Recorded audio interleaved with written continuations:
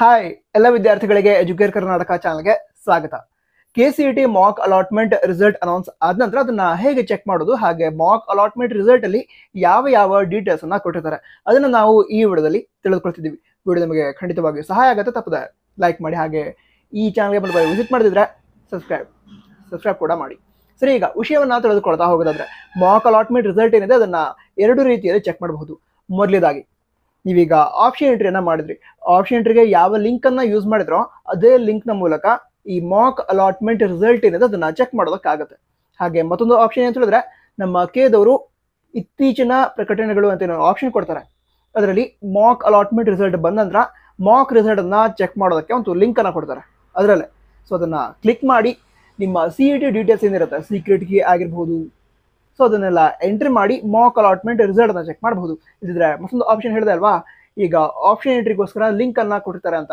So ಆ option entry link ಏನಿದೆ ಅದನ್ನ ಕ್ಲಿಕ್ ಮಾಡಿದ ನಂತರ ನೀವು ಲಾಗಿನ್ ಆಗ್ತಿರಲ್ವಾ, ಈಗ ID, ಪಾಸ್ವರ್ಡ್, ನಂತರ ಸೀಕ್ರೆಟ್ ಕೀ ಅವುಗಳನ್ನೆಲ್ಲ ಯೂಸ್ ಮಾಡಿ ಆಪ್ಷನ್ ಎಂಟ್ರಿಗೆ ಯಾವ ರೀತಿ ಲಾಗಿನ್ ಆಗಿದ್ರೋ ಅದೇ ರೀತಿ ಲಾಗಿನ್ ಆದ್ರೆ ಈ ರೀತಿ ಒಂದು ಪೇಜ್ ಓಪನ್ ಆಗುತ್ತೆ. ಹೌದಾ, ಆ ಪೇಜ್ ಅಲ್ಲಿ ಮೊದಲೇದಾಗಿ ನೀವೇ ನೋಡ್ತಿದ್ರಿ, ಅಲ್ಲಿ ಆಪ್ಷನ್ ಎಂಟ್ರಿ ಅಂತ ಆಪ್ಷನ್ ಕಾಣ್ತಿದ್ರು, ಅದರ ಪಕ್ಕದಲ್ಲಿ ಅಲಾಟ್ಮೆಂಟ್ ಅಂತ ಇದೆ, ಕೊನೆಯಲ್ಲಿ ಅಕೌಂಟ್ ಡೀಟೇಲ್ಸ್ ಅಂತ ಇದೆ.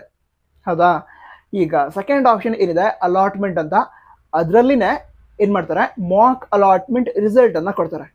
ಸರಿನಾ, ಅಲ್ಲಿ ಮಾಕ್ ಅಲಾಟ್ಮೆಂಟ್ ರಿಸಲ್ಟ್ ಏನಿರುತ್ತೆ ಅದು ನೀವು ಚೆಕ್ ಮಾಡಿ ನನ್ನ ರ್ಯಾಂಕ್ ಪ್ರಕಾರ ಯಾವ್ಯಾವ ಕಾಲೇಜ್ ಅಲಾಟ್ ಆಗಿದೆ ಅಥವಾ ಯಾವ ಕಾಲೇಜ್ ಅಲಾಟ್ ಆಗಿದೆ, ಫೀಸ್ ಎಷ್ಟಿದೆ, ಎಲ್ಲ ಡೀಟೇಲ್ಸ್ ಅಂತ ತಿಳ್ಕೊಳ್ಬಹುದು. ಹಾಗಿದ್ರೆ ಮಾಕ್ ಅಲಾಟ್ಮೆಂಟ್ ರಿಸಲ್ಟ್ ಬಂದ ನಂತರ ಆ ಮಾಕ್ ಅಲಾಟ್ಮೆಂಟ್ ರಿಸಲ್ಟ್ ಅಲ್ಲಿ ಯಾವ ಯಾವ ಡೀಟೇಲ್ಸ್ ಇರುತ್ತೆ ಅದನ್ನು ತಿಳ್ಕೊಳ್ಳೋದಾದ್ರೆ ಮೊದಲೇದಾಗಿ ನಿಮ್ಮ CET ನಂಬರ್ ಇರುತ್ತೆ, ಅದರ ನಂತರ ನಿಮ್ಮ ಹೆಸರನ್ನ ಮೆನ್ಷನ್ ಮಾಡಿರ್ತಾರೆ. ನೀವು ಅಪ್ಲಿಕೇಶನ್ ಆಗಬೇಕಾದ್ರೆ ಯಾವ ರೀತಿ ನಿಮ್ಮ ಹೆಸರನ್ನ ಕೊಟ್ಟಿರೋ ಅದನ್ನ ಮೆನ್ಷನ್ ಮಾಡಿರ್ತಾರೆ.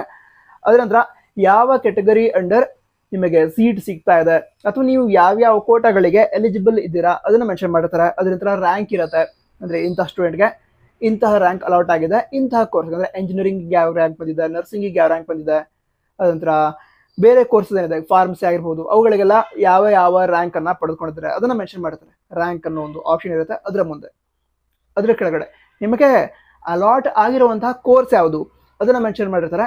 ಡಿಸಿಪ್ಲಿನ್ ಅಂತ ಇರುತ್ತೆ, ಅದ್ರ ಮುಂದೆ ಯಾವ ಕೋರ್ಸ್ ಅಲಾಟ್ ಆಗಿದೆ ಅದನ್ನ ಮೆನ್ಷನ್ ಮಾಡಿರ್ತಾರೆ. ಅದರ ಕೆಳಗಡೆ ಯಾವ ಕಾಲೇಜ್ ನಿಮ್ಗೆ ಅಲಾಟ್ ಆಗಿದೆ ಅದನ್ನ ಮೆನ್ಷನ್ ಮಾಡಿರ್ತಾರೆ, ಕಾಲೇಜ್.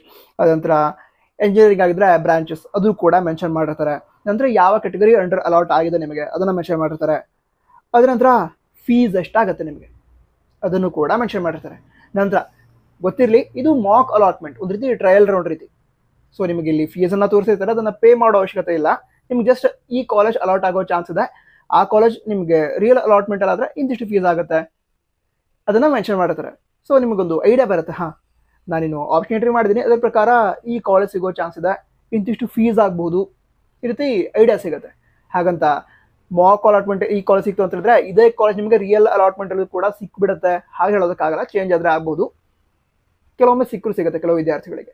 ಬಟ್ ಹೆಚ್ಚಿನದಾಗಿ ಚೇಂಜ್ ಆಗೋ ಚಾನ್ಸ್ ಕೂಡ ಇರುತ್ತೆ. ಬಟ್ ನಿಮಗೆ ಐಡಿಯಾ ಬರುತ್ತೆ ಆಪ್ಷನ್ ಎಂಟ್ರಿ ನೀವು ಮಾಡಿರೋದು ಸರಿ ಇದೆಯಾ ಅಥವಾ ಇಲ್ವಾ ಅಂತ. ಅಕಸ್ಮಾತ್ ಸರಿ ಇಲ್ಲ ಅಂತ ಅನ್ಸಿದ್ರೆ ಆಪ್ಷನ್ ಎಂಟ್ರಿನ ಎಡಿಟ್ ಮಾಡಿ ಸರಿ ಮಾಡ್ಕೊಳ್ಬಹುದು. ಅದಕ್ಕೂ ಕೂಡ ಡೇಟ್ ಅನ್ನ ಅನೌನ್ಸ್ ಮಾಡ್ತಾರೆ, ಅನೌನ್ಸ್ ಮಾಡಿದೆ ಅಂತ ಹೇಳ್ತೀವಿ. ನಂತರ ಈ ಇನ್ಫಾರ್ಮೇಶನ್ ನಿಮ್ಮ ಫ್ರೆಂಡ್ಸ್ಗೂ ಕೂಡ ಶೇರ್ ಮಾಡಿ. All the best. ಜೈ ಹಿಂದ್, ವಂದೇ ಮಾತರಂ.